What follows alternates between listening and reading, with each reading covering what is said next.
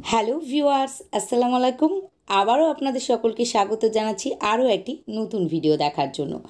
আজকের ভিডিওতে আজ আমি আপনাদের সঙ্গে এমন একটি রেমেডি শেয়ার করব, যেটি ব্যবহার করলে আপনাদের চুল এতটা লম্বা, ঘন, কালো, মজবুত, সিল্কি আর শাইনি হবে যে আপনাদের চুল কোনো অ্যাক্ট্রেসের থেকে কম সুন্দর লাগবে না। এই রেমেডিটি যদি আপনারা সপ্তাহে মাত্র 2 দিন করে ইউজ করতে পারেন, তাহলে আপনাদের চুল গোড়া থেকে মজবুত হবে, চুল পড়া বন্ধ হবে, খুশকির সমস্যা থাকলে সেটিকে সারিয়ে তুলবে, আর চুলের সমস্ত ড্রাইনেস ও ডালনেসকে দূর করে চুলকে সিল্কি ও শাইনি বানাবে। তাহলে চলুন ভিউয়ার্স, দেখে নেওয়া যাক হেয়ার কেয়ার রেমেডিটি কিভাবে বানাতে হবে ও কিভাবে চুলে লাগাতে হবে। এই রেমেডিটি বানানোর জন্য আমাদেরকে সর্বপ্রথমে নিয়ে নিতে হবে 2 চা চামচ চাল। এই চালটাকে অবশ্য আপনাদেরকে পরিষ্কার পানির সাহায্যে খুব ভালোভাবে প্রথমে ধুয়ে নিতে হবে, যাতে চালের গায়ে কোনো ধরনের ময়লা বা ইমপিউরিটি লেগে না থাকে। চাল ধোয়া পানি বা চাল ভেজানো পানি আমাদের চুলের জন্য ভীষণই বেনিফিশিয়াল। এটি আমাদের চুলের ইলাস্টিসিটিকে বাড়ায়, চুলকে লম্বা, ঘন, কালো ও মজবুত করে। আর এটির সব থেকে ভালো গুণ হলো রুক্ষ শুষ্ক বেজান চুলেও জান এনে দেয়।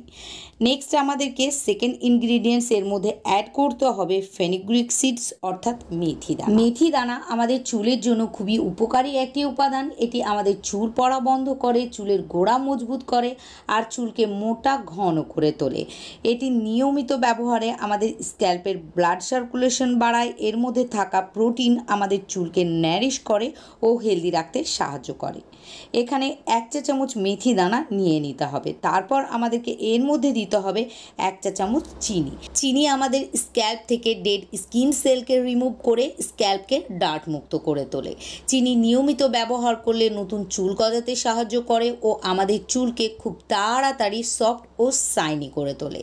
এখানে 1 চা চামচ চিনি নেওয়ার পর এর মধ্যে 1 কাপ পরিষ্কার খাবার পানি দিয়ে এটিকে 5 থেকে 6 ঘন্টা ঢাকা দিয়ে রেখে অথবা সারা রাত ভিজিয়ে রাখতে হবে। আপনারা এই রেমেডিটি যদি সপ্তাহে 2 থেকে 3 বার ইউজ করতে পারেন, তাহলে আপনাদের চুলের সমস্ত প্রবলেম সেরে যাবে আর চুল পড়া বন্ধ হয়ে চুল দ্রুত গতিতে লম্বা হতে শুরু করবে। ফিরে আসলাম 6 ঘন্টা পর। এই দেখুন, মেথি দানা ও চাল খুব ভালোভাবে ভিজে গিয়েছে।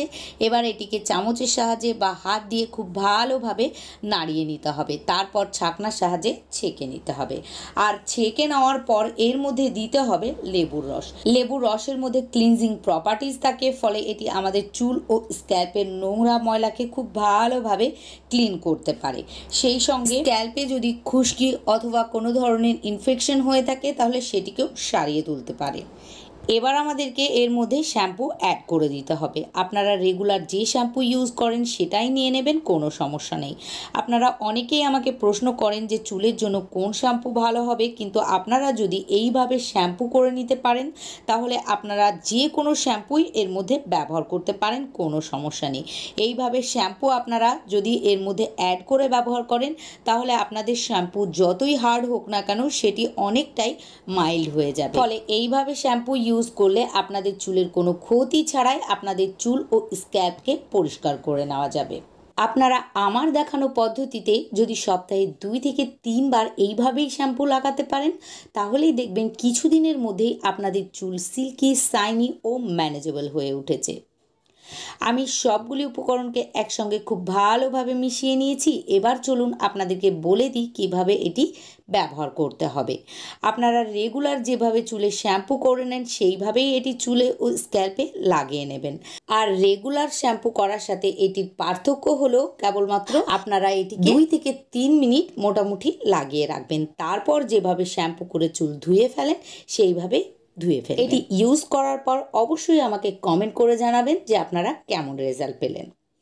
আশা করি আজকের রেমেডিটি আপনাদের পছন্দ হয়েছে। যদি ভিডিওটিকে ভালো লাগে, প্লিজ লাইক ও শেয়ার করে দেবেন। সেই সঙ্গে আমার ইউটিউব চ্যানেলটিকে সাবস্ক্রাইব ও ফেসবুক পেজটিকে ফলো করে রাখবেন। আজকের মতো এখানেই বিদায় নিচ্ছি। আবারও ফিরে আসবো এইরকমই নতুন কোনো ভিডিওর সঙ্গে। ততক্ষণের জন্য ভালো থাকবেন, সুস্থ থাকবেন। খোদা হাফেজ।